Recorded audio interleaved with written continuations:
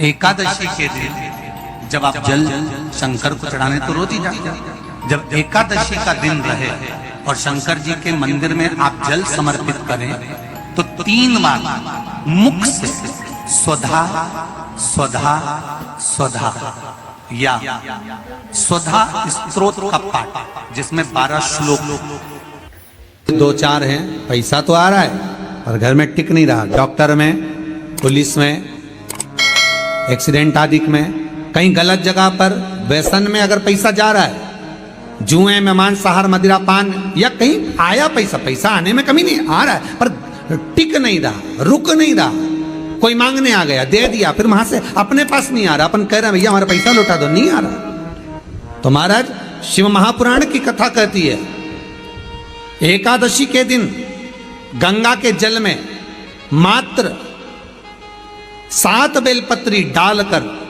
जो नंदीश्वर भगवान अर्थात जो शंकर जी के शिवलिंग के सामने नंदी होता है, उस नंदी के चरण पर गंगा का जल चढ़ाकर बेलपत्री शिव पर समर्पित कर देता है, उसके घर में रुपया रुकना चालू हो जाता है, फिर वो गलत जगह पर नहीं जाता, गलत स्थान पर वो धन जाएगा ही नहीं। तूने समझा, मांग तुझे क्या चाहिए। एकादशी ने भगवान विष्णु से कहा, नाथ प्रभु वर दे दो, मृत्यु लोक में जो मनुष्य मेरा व्रत करेगा, चाहे जलचर, थलचर, वायुचर या सांसारिक मनुष्य, मेरा अगर एकादशी का व्रत करेगा प्रभु, उसके यहां धन धान्य वैभव सुख संपदा बढ़ेगी और उस जीवात्मा को नरक नहीं भोगना पड़ेगा, सीधे बैकुंठ का उसको वास मिलेगा। जब जीव आत्मा को लेकर चला जाएगा, यम के दूत जब बंदी बनाकर ले जा रहे होंगे उस जीवात्मा को जिसके प्राण छूटे होंगे, यम के दूत जब बंदी बनाकर ले जा रहे होंगे, तब मुझे वर दो कि मैं इसका हाथ पकड़कर बेतन्नी से पार उतार कर सारे नरकों से निकालती हुई आपके धाम में लेकर आऊं। भगवान ने वर दे दिया, तथास्तु। हे एकादशी सुनो, मृत्यु लोक का मनुष्य अन्न का त्याग कर कर, क्योंकि अन्न में एकादशी के दिन पाप पुरुष रहता है, अन्न का त्याग कर कर एकादशी के दिन जो मनुष्य तुम्हारा व्रत धारण करेगा, उस व्रत को करेगा और उस व्रत को धारण करेगा, उसकी मनोकामना पूर्ण होकर वो मेरे ही धाम को जाएगा। ये तो हुआ एकादशी के जन्म की कथा। एकादशी के दिन गंगा के जल में मात्र 7 बेलपत्री डालकर जो नंदीश्वर भगवान अर्थात जो शंकर जी के शिवलिंग के सामने नंदी होता है, उस नंदी के चरण पर गंगा का जल चढ़ाकर बेलपत्री शिव पर समर्पित कर देता है, उसके घर में रुपया रुकना चालू हो जाता है, फिर वो गलत जगह पर नहीं जाता, गलत स्थान पर वो धन जाएगा ही नहीं। बेटा अगर व्यसन में पड़ा हुआ है, मदिरा पान में पड़ा हुआ है, मांसाहार में, जुए आदि में जा रहा है, तुम्हें लग रहा है कि मेरा बेटा गलत मार्ग पर जा रहा है, ये मित्र दोस्ती गलत हो रही है, वो सही जगह पर आ जाए। करना है एकादशी।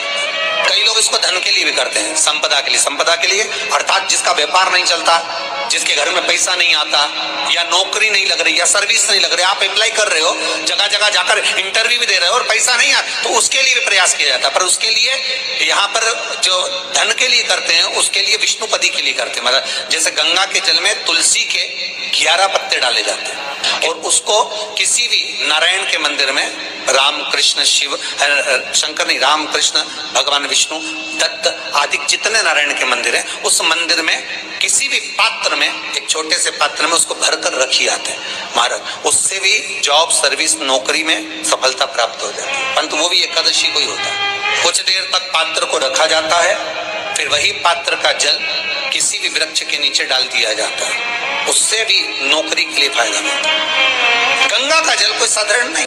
दशमी, एकादशी और द्वादशी, इन 3 तिथियों पर एक रोटी में थोड़ा सा मीठा रखकर सोमक पितृ का नाम लेकर यदि गाय को खिला दिया जाता है, तो अगर कोई पूर्वज प्रेत योनि में भी पड़ा हुआ होता है भटक रहा होता है, जिसको पिंड नहीं मिला, जो अचानक मर गया होता है, अधोगति में चले गया होता है, उस जीव की मुक्ति दशमी, एकादशी और द्वादशी, ये 3 दिन सोमक पितृ का नाम लेकर रोटी में, पूड़ी में मीठा रख कर गाय को खिला दिया जाता है। ये 3 दिन तक तो वो पितृ कभी भटकते नहीं है, उनको मुक्ति प्राप्त हो जाती है, मोक्ष में। नहीं, एकादशी है कौन, क्यों इसकी इतनी प्रधानता है, क्यों इसकी पुण्यता है, ऐसा क्या है एकादशी में जो इसकी पुण्यता मानी जाए? कौन है ये जो भगवान नारायण तक एकादशी का व्रत करते हैं? सुभद्रा जी को भगवान जगन्नाथ ने, जगदीश ने एकादशी का व्रत कराया था। बद्रीनारायण भगवान को माता लक्ष्मी ने एकादशी का व्रत कराया था। क्यों?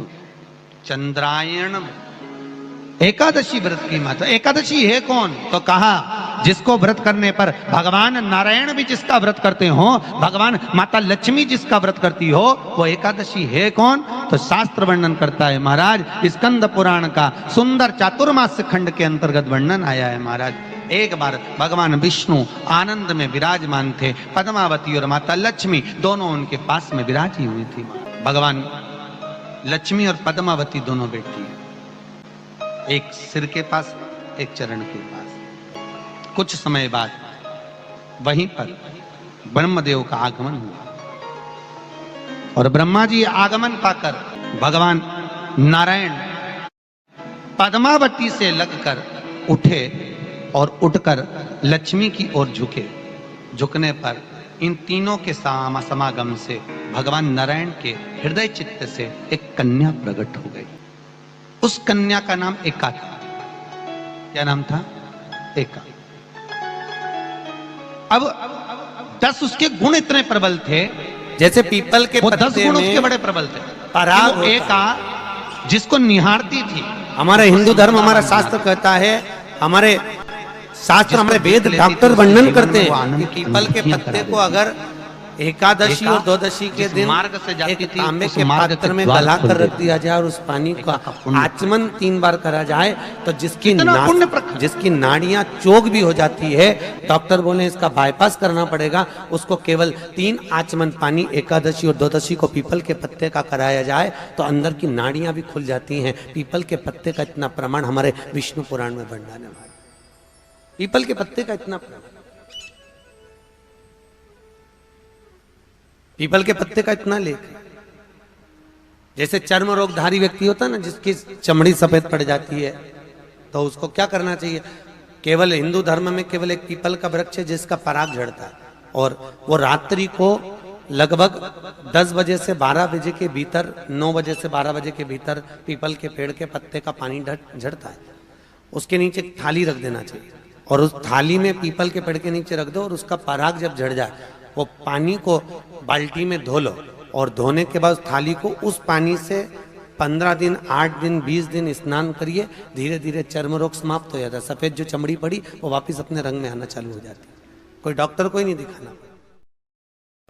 सुनो मंदार, सुनो शमी, अगर कोई भूल से भी आपकी पत्ती, आपका पुष्प मुझे समर्पित कर देगा, उसे हजारों अश्वमेध यज्ञ के स्नान का जो पुण्य होता है वो एक क्षण में प्राप्त